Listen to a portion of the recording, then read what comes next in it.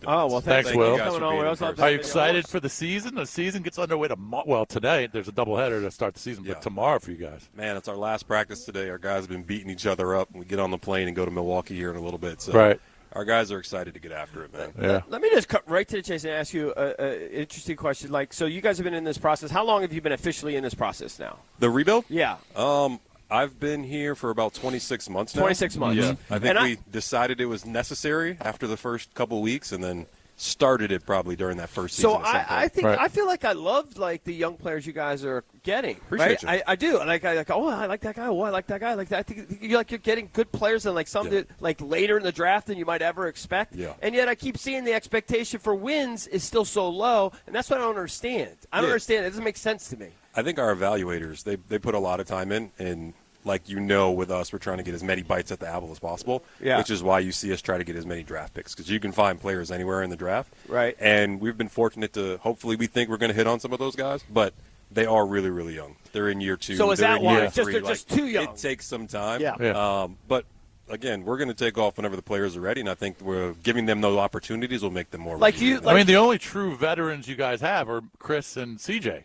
Yeah. Am I missing somebody? I think Anthony Gill is a true veteran. Okay, Anthony. He probably doesn't factor in as much early in the playing time. Right, but you're right. Even bringing back the Marvin Bagleys, guys that have connective tissue, True. Those guys are huge to be around. But CJ and Chris, to have them on a rebuilding team, that's not. But is it weird when you look at the roster, when you look at all those names, you're like, okay, this guy's 19, 20, 21, and then there's your boy Bilal's only 21. I know, but there's no real middle class. No. And then you go to Middleton and CJ. Yeah, when you talk through the runway and how long these guys are 4 or 5 years away from even starting their prime, that's what you want. Right. So when you see that gap, that's the reason. But we can't have all puppies and babies out there, so you put those veterans around them to kind of even it out. One of those guys that you acquired was, and I was a little bit surprised by it because I loved him coming out of college, was Cam Whitmore. Yes. Young, still only 21, but he's already got 2 years in the league. Yeah.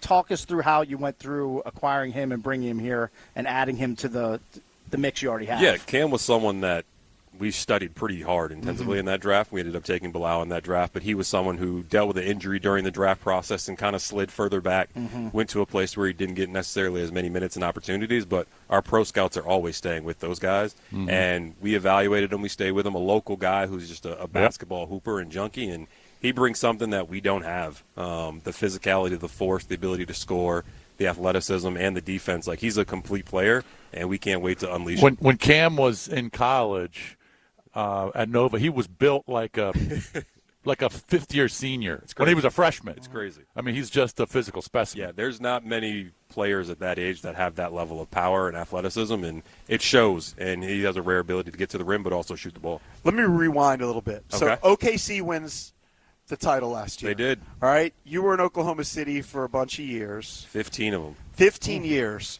Can you kind of take us through how they built themselves up to a champion and how you're trying to do it here? And then I want to reference the Candace Buckner article. I'm sure you read that in the Washington Post. The article was about whether this rebuild is where it should be. Yeah. I would say each rebuild is different. We've done a pretty extensive search on the ones that have worked. We've done a pretty extensive search on the ones that haven't, and trying to find that timeline of what really works for that. I think I was very fortunate in Oklahoma City to do 2 different rebuilds, and we had to do them 2 different ways. Both were built through the draft. A lot of luck and a lot of fortune's got to come your way, but you got to make a lot of good decisions, and I think that's what we as an organization, led by Sam Presti, did in Oklahoma City. And we're intentional on when we were doing it, how we were doing it, and we're doing a similar thing here because Travis Schlank's been through it in Atlanta. Michael Winger's been through it with me in Oklahoma City. So we have a bunch of people who have gone through the process before, and I'd say we have a clear vision on what we want to do, how we want to get it done, and we're executing that right now. I feel pretty good about the rebuild. When you say bites at the apple, and so that means you're taking shots at as many guys as possible. Does that mean kind of regardless of position?